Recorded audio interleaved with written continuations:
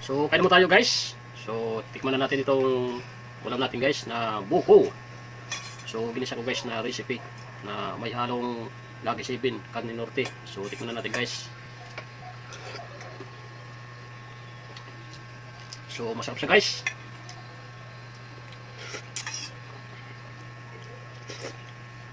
Ayan. Sarap siya guys, masarap. So hello po guys, so mag-alis tayo ng buko dito sa likod ng bahay. Kasi ito po guys ang ano namin guys, pang ulam na lulutuin ko to guys. So mag-alis muna tayo guys. So nandito na tayo guys, so okay na po, let's go.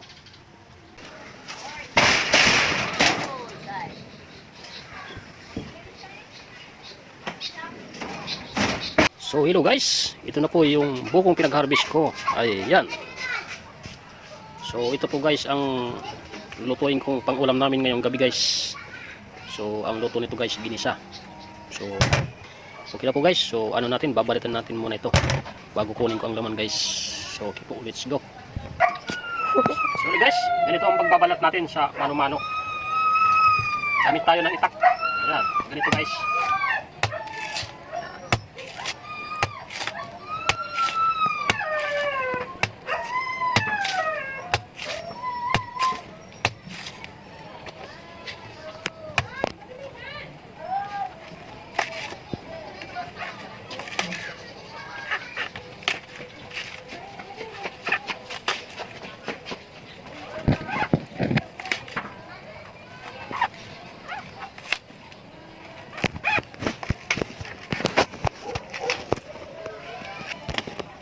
Guys,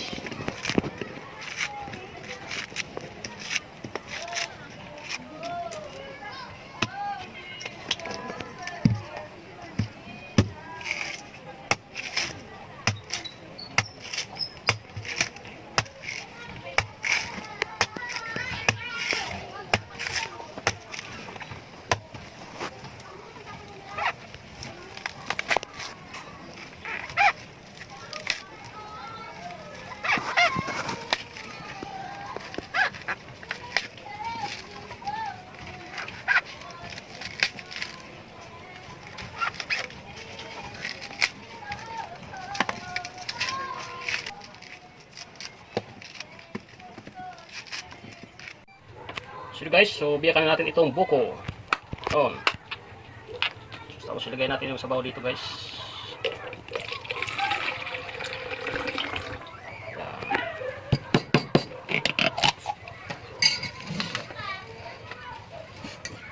Ayan guys, so buko.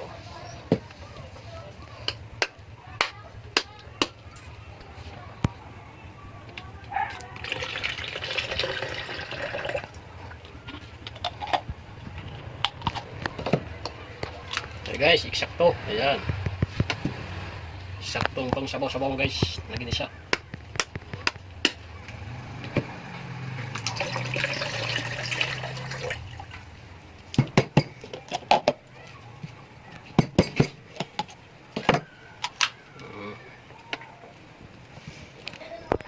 So guys, ganito ang pagtatanggal ng laman.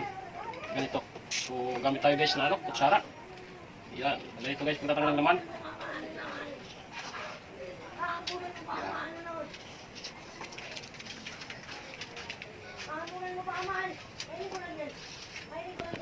Ganito guys. So magagamit tayo ng kutsara. Ito po guys, ito po ang ulam namin ngayong gabi. Nagigisang ko ito na may halong beef. So meron kami dito guys, si beef, Lucky beef. Ito po guys ang panghalo ko dito sa ginisang buko.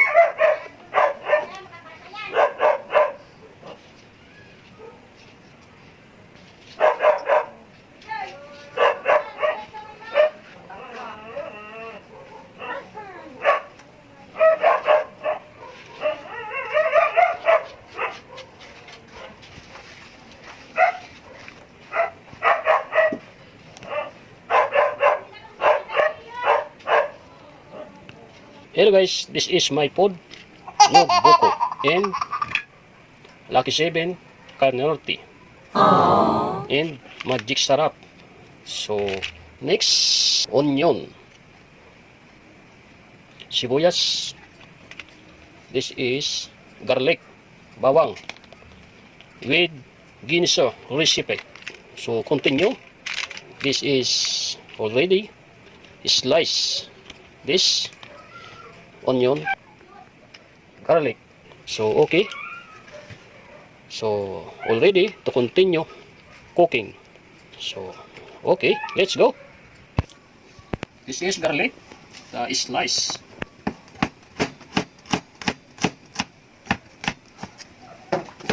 This is onion, slice. This here, guys. So, maglalagay na tayo dito, guys, sa mantika dito sa kasirula, guys. Konti lang ang mantika. Ito po, guys, next. Una natin muna ito sibuyas, guys. Lagay dito. Tapos sumunod yung bawang, guys.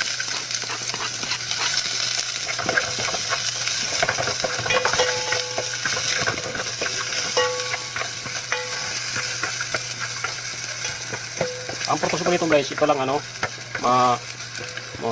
magkulala yung bawang saka yung sibuyas. Yan po ang ano ko dito, guys, na design natin yung bawang saka sibuyas. Pero konti lang yung ano, yung mantika natin. Kasi hindi pwede marami mantika, guys, kasi yung ano natin, yung buko natin, naman ito kahit na hindi marami yung kanyang mantika, sige lang siya. Basta ito lang purpose natin yung sibuyas saka bawang. Yan po ang dapat na magpula.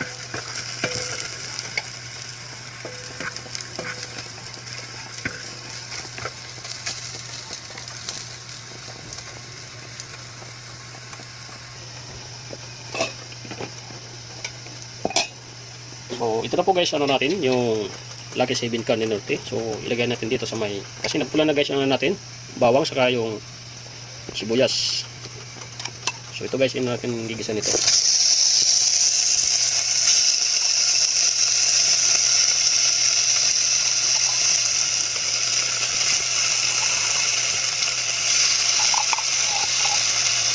Okay, ito, guys, lagyan natin ito, ano, hanggang mantika na itong ano natin, yung Norte. So, ito po, guys, so, mix natin ito, mix, ihalo natin.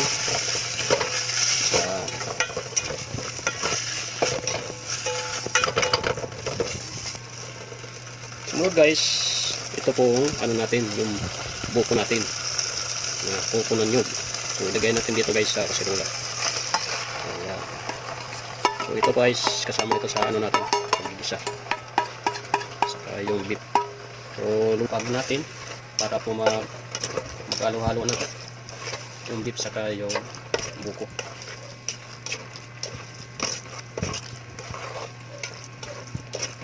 So, yan. So, mamaya-maya, guys, so lalagyan ko ito ng kalamansi. Yan po ang pag-asin ko dito. So, okay na. So, lalagyan natin, guys, na ano, na tubig. Lagyan natin, guys, na mga 5 basong tubig dito, guys. Ganitong baso to. Mga 5 takad na baso, guys.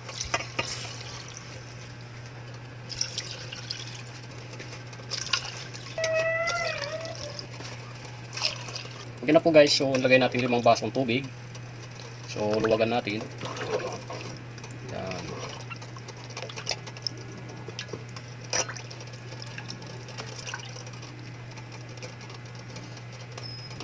So, takpan natin, guys, para po na kumulo na siya. So, magpapakulo tayo dito, guys, sa mga ano, mga 5 minutes. So, guys, so mayroon tayo dito na kalamansi. Na ito po ang gagamitan, guys, na pang-asim doon po sa linuluto ko ng ginisang buko. Okay, so makano na tayo, guys. So bibigan ko na ito. So kukunin ko ang kanyang gatas, guys. So biyakan natin, guys, ito ng kalamansi.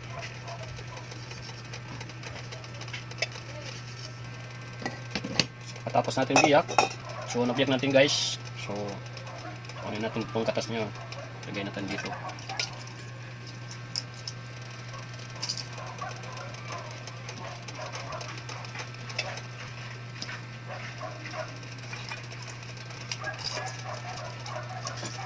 So okay na po guys, kumulo na yung ano natin na linaga natin na buko. So buksan natin ito na takip. So bukagin natin guys.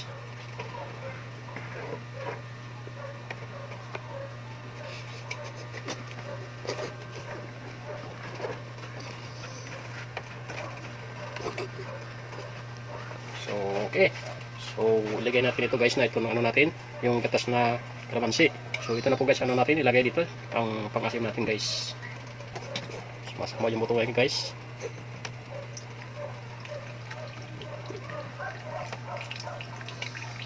Ayan.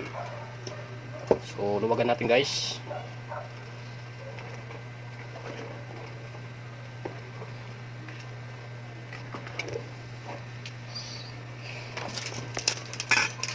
So ito guys, yung magic syrup, ito ang ilagay natin dito.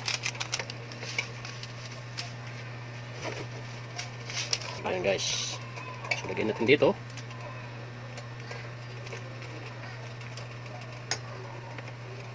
So mayroon tayo dito guys asin. So lagyan na natin. So ito po guys asin niya guys.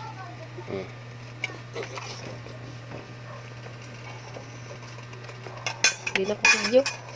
Nagkaingot ko. Luwagan natin guys.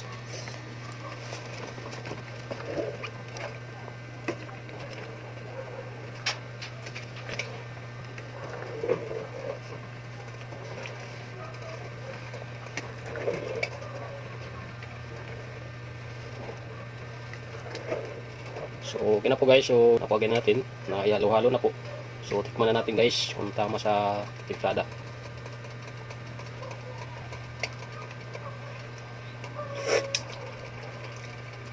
So medyo kulang-kulang pa guys asin. So dagdagan pa natin kaunti.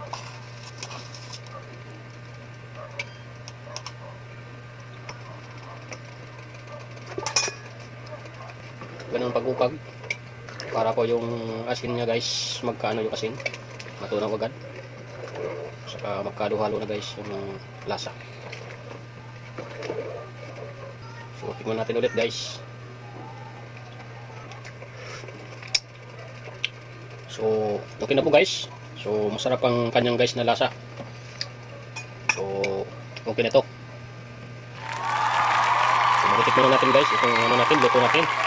So okay na po guys. So patay natin apoy. So let's go. So maglagay na tayo dito guys. So tikman na natin. Dito.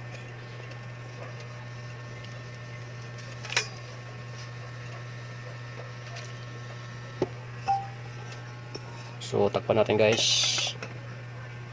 So kain mo tayo guys. So tikman na natin itong ulam natin guys na buko. So ginisa ko guys na recipe na may halong lagi 7 karne norte. So tikman na natin guys. So masarap siya guys. Yummy! Ayan. Sarap siya guys, masarap. Sarap siya itong ano, buko. Bukong sinabawan guys.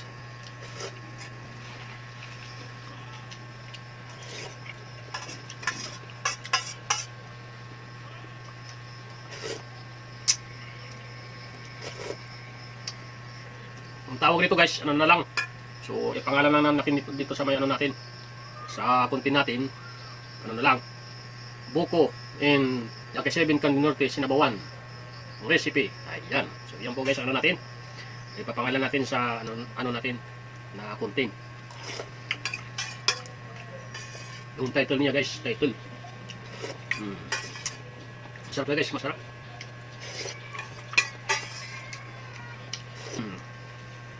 Haha, masarap guys, masarap. So okay na po guys. So maraming salamat po sa susuportan nyo sa aking video, napapanood nyo. So kung gusto niyo guys na na gumaya na ganitong luto, so manood lang kayo sa aking video simula una hanggang pagtapos guys. So maraming salamat po guys sa suporta, papanood sa aking video.